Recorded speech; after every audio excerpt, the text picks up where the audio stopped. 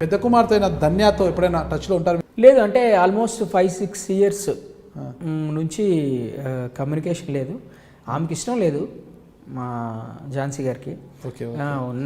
కలిసిన 5-6 years back almost court permission ద్వారా కలిసినప్పుడే నేను చాలా పెయిన్గా ఫీల్ అయ్యానండి. పాప కూడా పెయిన్గా ఫీల్ అయ్యేది. ఇప్పుడు నాకంటే కూడా సరే మనం అంటే ఏదో ఫ్రెండ్స్తో షేర్ చేసుకుంటాము, ఇవన్నీ ఉంటాయి. పాప చిన్నప్పుడు కోర్టు పర్మిషన్తో నా దగ్గర రావటం ఎవ్రీ వీక్, తను ఉన్న 2-3 అవర్స్ వెళ్ళేటప్పుడు యాడ్ అవటం ఇవన్నీ జరిగేది. సో వెళ్తే ఆ పెయిన్ ఎంతసేపు ఉంటుంది సార్ చిన్నపిల్లలు? సరే మనం అంటే ఇంకేదో తట్టుకుంటాం, ఏదో చేస్తాం, వాళ్ళు కానీ చెప్పలేరు కూడా. అంటే అంటే మనకున్న కక్ష సాధింపుల వల్ల, మనకున్న ఈగో ప్రాబ్లమ్స్ వల్ల మనం ఎదుటి మనిషిని ఏదో సాధిద్దాం అని చెప్పి, అంటే నాకు ఒక్కటే పెయిన్ఫుల్ థింగ్ అండి. ఇప్పుడు ఝాన్సీ గారు నేను విడిపోయాం, తన ఇష్టం, విడిపోవాలనుకున్నారు ఆవిడ. సరే నేను ఏదో కొన్ని రోజులు ఫైట్ చేశాను, ఆవిడకి ఇష్టం లేదు కాబట్టి నేను విడాకులు ఇచ్చేసాను. సో మనకు పుట్టిన బిడ్డని ప్రేమను దూరం చేయడానికి ఎవరికి రైట్ లేదు సార్. ఎవరికి రైట్ లేదు. సో అక్కడే ఆవిడ ఏంటంటే నా నుంచి పాపని దూరం చేసింది. ఎందుకంటే నాకు చాలా ఇష్టం, పాప అంటే చాలా ఇష్టం. అలా చాలా చాలా రోజులు చాలా బాధపడిన సందర్భాలు ఉన్నాయి. కొన్ని సంవత్సరాల తర్వాత పంపించకపోయేసరికి మళ్ళీ తిరిగి అలిగేషన్స్ పెట్టి ఇతను పాపని మార్చేస్తున్నాడు, లేకపోతే పాపని చెడగొట్టేస్తున్నాడు. అంటే పసి పాపనే కన్న తండ్రి అంటే వాడు దుర్మార్గుడైనా, ఫర్ ఎగ్జాంపుల్ వాడు ఒక స్మగ్లర్ అయినా, ఎలాంటి వాళ్ళైనా కూడా వాడి క్యారెక్టర్ వేరు, ఇక్కడ రిలేషన్ వేరండి, ఇక్కడ బాండేజ్ వేరండి, రక్త సంబంధం అండి. ఎట్లాగా చెడగొట్టేస్తారండి, ఎట్లాగా చేస్తారు అంటే మనకి ఇష్టం లేదని చెప్పేసి ఎలాంటి అభాండమైనా చేసి డిఫరెంట్. మనం విడిపోవాలనుకోవడం డిఫరెంట్, బట్ ఇది డిఫరెంట్. నేను కూడా అదే అన్నా, నా కూతురు నేను చూసుకుంటాను. సో ఇంత పెయిన్ఫుల్ దీంట్లో ఉన్నప్పుడు నేనే ఇంకా వద్దు, అంటే సరే ఏదోలాగా మనమే మర్చిపోతాం, పాపను ఇబ్బంది పెట్టకూడదని చెప్పి నేనే నా రైట్ అండి. ఇప్పుడు నేను ఎంత ఫైట్ చేసాను, ఏవైనా చేసి నా కూతురు నేను చూడగలను. నేను ఇప్పుడు నుంచి నా కూతురు నేను చూస్తాను. నేను ఎవరు అడ్డుపడతారా అడ్డుమానండి, మీ రక్తం కదా. ఎస్, బట్ రెస్పెక్ట్ చేశాను నేను. అది కాపాడుకోవాలండి మనిషి, చాలా ఇంపార్టెంట్ అది. ఇఫ్ ఐ సే దట్ నా కెరియర్ ఏమీ ఎఫెక్ట్ కాలేదు అంటే అది తప్పు అవుతుంది. కొంత ఎస్, ఈ డివోర్స్ బ్యాటిల్ అయ్యేంత వరకు నా కెరియర్ చాలా మటుకు ఎఫెక్ట్ అయింది. బికాజ్ తెలియకుండానే ఒక రకమైనటువంటి దుష్ప్రచారం చుట్టుపక్కల జరుగుతున్నప్పుడు, ఒక నెగటివిటీ మన చుట్టూ ఉన్నప్పుడు కొంత కెరియర్ ఇబ్బంది పడ్డాను. ఆ టైంలో కంటెంపరీస్ కొంతమంది అందేసుకున్నారు. అందుకున్న తర్వాత వేరే దగ్గర మనం 4 చేతులతో ఇంకో చోట యుద్ధం చేస్తున్నప్పుడు ఇక్కడ కూడా పరిగెట్టుకుంటూ యుద్ధం చేయలేం కదా. ఆ రేస్లో కొంచెం వెనకబడ్డ మాట వాస్తవమే. దానివల్ల నాకేమీ నష్టం జరగలేదు. నేను ఎప్పటికప్పుడు యాక్సెప్ట్ అకామిడేట్ బాణీలో ఉన్నాను కాబట్టి నాకు తెలిసి పెద్దగా నష్టం జరగలేదు. But yes, it was a turbulent time. నేను ఏ రోజు బ్యాలెన్స్ కోల్పోలా, నేను ఏ రోజు ఒక్క మాట ఎక్స్ట్రా మాట్లాడలేదు, నేను ఎవ్వరి మీద భుజాల కోసం పడి ఏడవలేదు, ఏ భుజం మీద పడి ఏడవలా. That's it. అంటే అది మనస్తత్వాన్ని బట్టి ఉంటుందండి, మన ఆలోచన విధానం బట్టి ఉంటుందండి. మనం ఎంతసేపు టీవీల ముందు, సినిమాల్లోనూ, ఇంటర్వ్యూల్లోనూ మేము చాలా పుస్తకాలు చదివాము, మేము చాలా పెద్ద పెద్ద ఆ లిటరేచర్ చదివాము, పెద్దోళ్ళతో తిరిగాము. ఇది కాదు సార్. సంస్కారం లేకపోవడం, ఎదుటి మనిషిని అర్థం చేసుకోకపోవడం, అది వీళ్ళంతా ఇలాగే ఉంటారండి. ఆ సంస్కారం గురించి అంతగా చెప్తున్నారు కదా, మరి ఆ సంస్కారం సౌజన్య గారు లెక్క ఉందా, ఝాన్సీ గారు లెక్క ఉందా? సౌజన్య గారు ఉందండి. ఓకే, ఝాన్సీ గారు మీకు దూరం అయ్యారని అలా చెప్తున్నారా? అంటే సిచ్యువేషన్స్, దూరం అయ్యారని కాదండి, సిచ్యువేషన్స్. ఇదే ఇప్పుడు మా విడాకులు కాకముందు ఝాన్సీ గారు నేను 9 ఏళ్ళు ట్రావెల్ చేసామండి. సో ఝాన్సీ గారు ఎప్పుడూ కూడా వేరే రకంగా బిహేవ్ చేయడం కానీ లేదండి. ఫెంటాస్టిక్గా ఉండేదండి ఆవిడ సంస్కారం కానీ, ఆవిడ బిహేవియర్ కానీ అన్నీ. కాకపోతే మన మధ్య అంటే నీకు ఇష్టం లేదనో, లేకపోతే సరే నేను నచ్చలేదనో, నా బుద్ధి నచ్చలేదనో, నేను సంపాదించలేదనో, లేకపోతే నేను అనుకున్నదాన్ని రీచ్ అవ్వలేదనో, నువ్వు అనుకున్న కాలిక్యులేషన్స్ నేను వెళ్ళలేదనో అనుకొని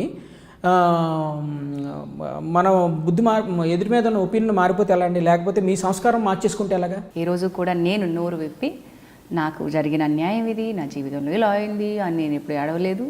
నాకు మీరు సాయం చేయండి అని ఏ పెద్దవాళ్ళ దగ్గరికి వెళ్ళలేదు. నేనేమి చేయాలనుకున్నానో దానికి మార్గాన్ని నేనే ఎంచుకున్నాను. నాకేం కావాలనుకున్నానో అది నేను ఆ దారిలోనే వెళ్ళాను. నువ్వు విడిపోవాలనుకో విడిపో, బట్ సంస్కారంగా బిహేవ్ చెయ్యి. కన్న కూతురు కనీసం అప్పుడెప్పుడైనా కన్న తండ్రిని చూడాలి. నువ్వు ఆ అమ్మాయి మనసులోకి వెళ్ళి చూసావు ఎప్పుడైనా? అమ్మాయి బ్రెయిన్ అబ్జర్వ్ చేసావు ఎప్పుడైనా? ఎంతసేపు చదివించేసాము, మంచి లగ్జరీ ఇచ్చేసాము, మంచి బట్టలు ఇచ్చేసాము, అది కాదండి. ఏముంది అమ్మాయి మనసులో, ఆడపిల్ల మనసులో ఏముంది? ఎప్పుడైనా ఒక్కసారి నువ్వు లోన్లీ కూర్చొని ఆలోచించావు? ఆలోచన రానివ్వరు మీరు, చంపేస్తారు ఆలోచనని. ఎందుకంటే మన ఈగో ఇంపార్టెంట్, మనం అనుకున్నదే ఇంపార్టెంట్. అది మీరు ఉన్నారంటారా? కన్న తండ్రి ఎందుకు ఉన్నాడు సార్? దూరంగా ఉన్నాను అంతే తేడా. వాళ్ళు అనుకోవచ్చండి, దూరం చేసేసాం, వాడు అనుకోవచ్చు కన్నతండ్రి దూరం చేసేసాం కంప్లీట్గా. ఇంకొప్పుడు సార్ ఆ అమ్మాయి చచ్చిపోయే వరకు, నేను చచ్చిపోయే వరకు, ఝాన్సీ చచ్చిపోయే వరకు ఆ బంధం అలాగే ఉంటుంది సార్. అది బంధం సార్. ఏదో మన ఇంటర్వ్యూలో మాట్లాడేసుకుంటే బంధం పోవడం, లేకపోతే పిల్లని దూరం చేస్తే బంధాలు పోవటం, ఇవే ఉండవు సార్. బ్లడ్ రిలేషన్ భగవంతుడు ఆల్రెడీ ఫిక్స్ చేశాడు, దూరంగా ఉండొచ్చు కాక. బట్ ఝాన్సీ భర్త, ఆవిడ ఇంకో పెళ్లి చేసుకున్న ఝాన్సీ భర్త జోగినాడే అంటారండి. మొదటి భర్త, ఇప్పుడు భర్త అనకపోవచ్చు, మొదటి భర్త అంటారు కదండి. జోగినాయుడు మొదటి భార్య ఝాన్సీ. అంటే మన సెలబ్రిటీ అయిన పాపానికి కొంచెం ఎక్కువ మాట్లాడుకుంటారు, ఎక్కువ అవకాశం ఇచ్చిన వాళ్ళు అవుతాం ప్రపంచానికి. గాడ్స్ గ్రేస్, నాకు అద్భుతమైన పేరెంట్స్ ఉన్నారు. నా ఫ్యామిలీ, మై ఎక్స్టెండెడ్ ఫ్యామిలీ నాకు చాలా చాలా గొప్ప సపోర్ట్ ఇచ్చారు. ఇక్కడ it's not just a women's battle, it's also a families battle, a families reputations battle, a families happiness battle.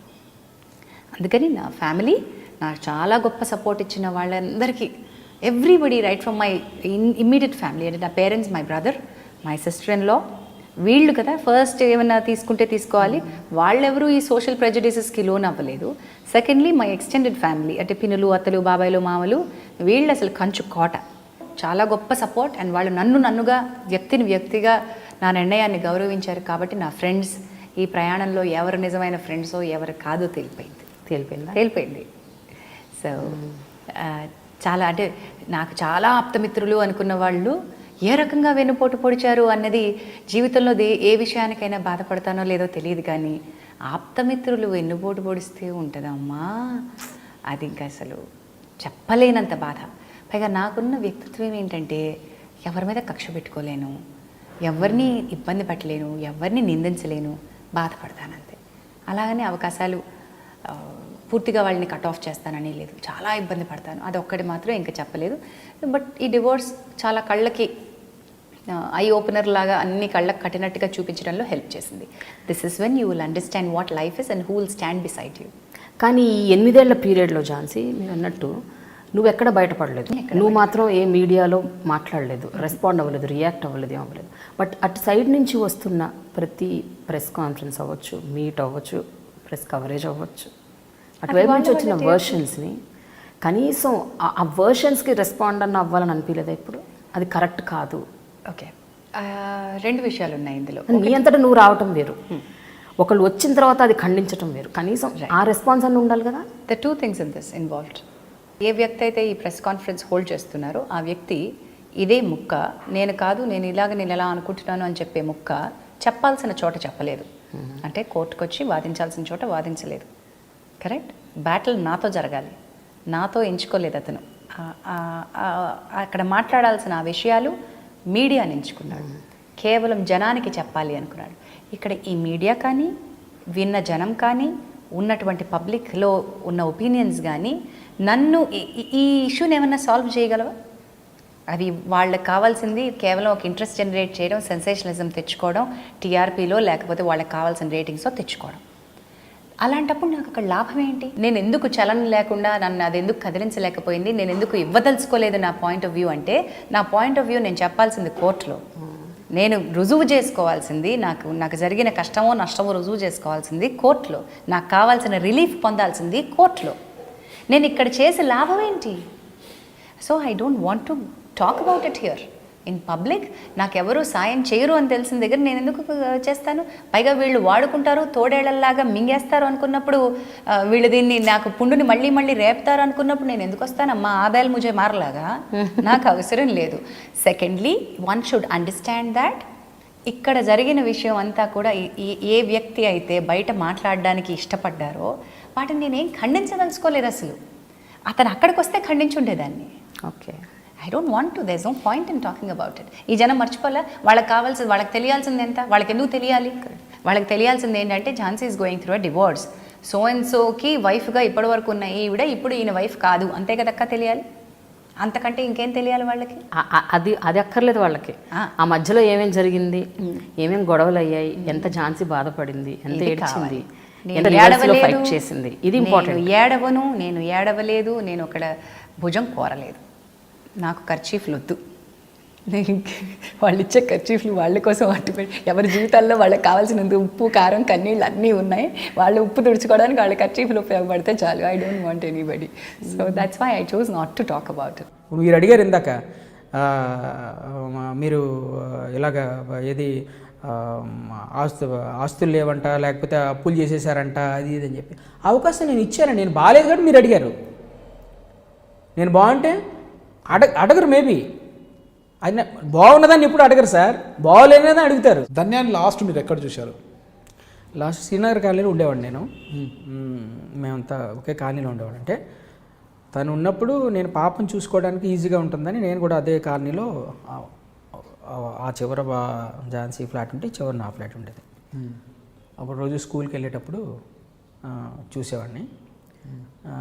So కొన్ని రోజులకి నేను చూస్తున్నాను, పాప నన్ను చూస్తుంది అని ఒక 2-3 years తర్వాత ఇల్లు కూడా మార్చేశారు ఆవిడ. ధన్యతో మీకు మిగిలిపోయిన మధుర స్మృతి 5 years అయిపోయింది సార్ నేను చూసి. పాప చూసి చివరిగా ఎప్పుడు కలిసారు ధన్యాన్ని? మీ చివరిసారిగా మీకున్న గుర్తు ఏది పాపతో? 2015. ఎస్, 2015 రోజు స్కూల్కి వెళ్తూ అంటే ఆ రోజు చూశాను. అమ్మ ధన్య అని పిలుస్తూ ఉన్నాను. అలాగ నడుచుకుంటూ నన్ను ఇలా చూస్తుంది, నడుచుకుంటూ వెళ్ళిపోతుంది. అంటే మామూలుగా అయితే ఆగేదో లేకపోతే భయమో ఏంటో తెలియదు, కానీ వెనక దూరంగా వాళ్ళ అమ్మమ్మ నడుచుకొని వస్తున్నారు. సరే భయపడింది, సరే అనుకొని అయిపోయింది. చేస్తే తర్వాత 10-15 రోజులకి ఎప్పుడో విన్నానండి, ఇక్కడి నుంచి ఇల్లు మారిపోయారట, ఫిల్మ్ నగర్ ఎక్కడికి వెళ్ళిపోయారంట. ఓకే, ఈ 17వ పుట్టినరోజు జరుపుకుంటున్నారు అన్నప్పుడు అంతా గ్రాండ్గా చేశారు, ప్రముఖులంతా వచ్చారన్నారు కదా, మీకు ఎలా అనిపించింది? అంటే తెలియదండి, వచ్చారు, బర్త్డే జరిగింది, ఈ విషయం నాకు తెలియదండి. తను November 5th తన పుట్టినరోజు. ఇప్పుడు ఆ రోజు కూడా 5th రోజు సౌజన్య దానికి 16 ఏళ్ళు అయిపోయాయండి. అవునమ్మా, 16 years. అదే ఇప్పుడు 17th 17 అని చెప్పి ఒక చిన్న పెట్టారు వచ్చిందండి అని చూపించిందండి తను. Okay okay. ధన్య పేరు గుర్తొచ్చినప్పుడు మీ మనసు ఏమనిపిస్తుంది? బరువుగా ఉంటుందండి, బాధగా ఉంటుంది. లేదు, ఎందుకంటే if I don't go through all this non sense, నేను అనుకున్న నా స్వతంత్రం నాకు రాదు. ఏ హ్యాపీనెస్ అయితే నాకు కావాలనుకుంటున్నానో అది యుద్ధం చేస్తే తప్ప రాదు అనే క్లారిటీ నాకు మొదటి నుంచి ఉంది. దానికి బిటర్ బ్యాటిల్ కోసం నేను రెడీ అయిపోయి ఉన్నాను. ఇంతకంటే హారబుల్గా ఏమన్నా వచ్చినా కూడా పర్వాలేదు అనేటువంటి దానిలో ఉన్నాను. కాబట్టి నేను ఎప్పటికప్పుడు అల్టిమేట్ లక్ష్యం, అంతిమ లక్ష్యం వైపు చూస్తున్నాను. కాబట్టి నాకేం ఇబ్బంది అనిపించలే. ఇన్ ది ప్రాసెస్ నాకు ఒకే ఒక చైల్డ్, ఈ చైల్డ్ హ్యాపీగా పెరగాలనుకున్నాను. కాబట్టి తన వరకు కొన్ని ఇబ్బందులు రానివ్వకూడదు అనుకున్నాను. కాబట్టి ఇవి అనవసరంగా నేను ఇబ్బంది కొని తెచ్చుకుంటే, దానివల్ల నేను ఇబ్బంది పడితే అది రిఫ్లెక్షన్ ఇమ్మీడియట్గా డాటర్ మీద పడుతుంది. I don't want that to happen. బయట వాటిని కనుక if I chose to respond to all of that nonsense, I would have, మీరు అన్నట్టుగా ఆ ట్రామా ఎవ్రీడే నిద్రపోయేటప్పుడు ఎక్స్పీరియన్స్ చేసి ఉండేదాన్నేమో. నాకు తెలిసి నేను ఎప్పుడు ప్రతిరోజు హాయిగా నిద్రపోయాను, ఇబ్బంది పడే సందర్భమే లేదు. So I'm very happy and I want all the women or men, చాలా మటుకు మెన్ కూడా ఇబ్బందుల్లో ఉన్నారు. రిలేషన్షిప్లో ఉన్న స్ట్రెస్ చాలా హైగా ఉన్న రోజులు ఇవి. ఎంత అమ్మాయిలు ఇబ్బంది పడుతున్నారో అంత అబ్బాయిలు కూడా ఇబ్బంది పడుతున్నారు. పర్సంటేజెస్లో వేరియేషన్ ఉండొచ్చు కాక ఇంటెన్సిటీలో మాత్రం వేరియేషన్ లేదు. I'm not saying that man doesn't go through trauma while going through divorce అనట్లేదు. both of them go through. Both of them go through this equal amount of pain. కానీ financial independence and clarity of thought ఉన్నప్పుడు ఈ battle ఇంకొంచెం easy అవుతుంది. Clarity of thought of what you want, ఏం కావాలో మీరు ముందు నిర్ణయించుకోండి. అక్కడ వేవరింగ్గా ఉంటే అనవసరంగా ప్రొలాంగ్ చేసుకుంటూ వెళ్ళడం అవుతుంది, కక్షలు పెంచుకుంటాం.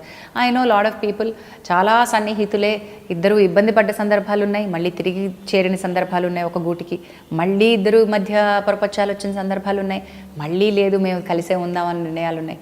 అలాంటప్పుడు బిట్టర్గా పెట్టుకుంటే తిరిగి వచ్చినప్పుడు ఎంత కష్టంగా ఉంటుంది వాళ్ళకి. So you choose your battle. మీరు ఎమోషనల్గా స్ట్రాంగ్గా ఉన్నారనుకోండి, అప్పుడు ఇబ్బంది పడకుండా ఉంటారు. That's my call for all the women or all the men who are in a relationship లో ఉన్న స్ట్రెస్ అందరిలో స్ట్రాంగ్గా ఉండండి ఎమోషనలీ. బట్ ఝాన్సీ, ఒక విషయం చెప్పు ఝాన్సీ, ఒక పాయింట్ ఆఫ్ వ్యూ అది కాదు, ఇది కరెక్ట్ కాదు, నా పాయింట్ కూడా ఇదే యాక్చువల్గా కరెక్ట్ అని చెప్పాల్సిన అవసరం కూడా అగత్యం కూడా లేదని అనుకున్నావా? అంటే ఇప్పుడు అప్పుడంటే కోర్టు సబ్జుడిస్, ఇప్పుడు డివోర్స్ అయిపోయింది. నేను ఎందుకు చేశాను అని ఎవరికి బయట వాళ్ళకి చెప్పుకోక్కర్లేదు. నా క్లోజ్ ఫ్యామిలీ మెంబర్స్కి చెప్తే చాలు ఏ రీజన్ వల్ల నేను విడిపోవాల్సి వచ్చింది అనేది ప్రపంచానికి అనవసరం. I don't need to prove. ఎందుకు అనేది అడిగింది కోర్టు మాత్రమే, ఆ హక్కు కోర్టుకు మాత్రమే ఉంది. నేను ఇంకెవరికి చెప్పదలుచుకోలేదు. ఈ చెప్పడం వల్ల మనకి ఇంకా నష్టాలు ఉంటాయని భావించాను. So I don't want to talk about it. I don't want to relive the experience. I don't want to give somebody entertainment out of my life. True. So that way I'm very strong. And ఇంకొకటి మీరు ఇందాక అడిగి మధ్యలో నేను ఆపేసింది ఏంటంటే, that how does my voice అని నేను చెప్పాలి అనుకున్నటువంటి ఆ వాయిస్ చెప్పడం ఇంపార్టెంట్ కాదా అని నేను చెప్తూనే వచ్చాను. నేను ఎక్కడైతే అవసరమైన చోట ఇంటర్వ్యూస్లో ఎంత న్యాచురల్గా ఎంత సటిల్గా దాన్ని చెప్పాలో అంత స్ట్రాంగ్ సిగ్నల్స్ నేను ఇస్తూనే వచ్చాను. డీటెయిల్స్ ఏమి ఇవ్వకుండానే I have been very strong. Please subscribe to iDream. For more videos, please subscribe to iDream. నేను మీ Jabardasth Naveen. For more videos please subscribe to iDream. For more videos, subscribe to iDream. For more interesting videos, please subscribe to iDream. Hi, this is Anil Ravipudi. For more videos, please subscribe iDream Media. This is Manjula. For more videos, please subscribe iDream. For more videos, please subscribe to iDream channel. Don't miss it. అక్కడ ఒక గంట symbol ఉంటుంది, దాన్ని లాగి కొట్టండి, మర్చిపోదు. ఓకేనా? Subscribe to iDream.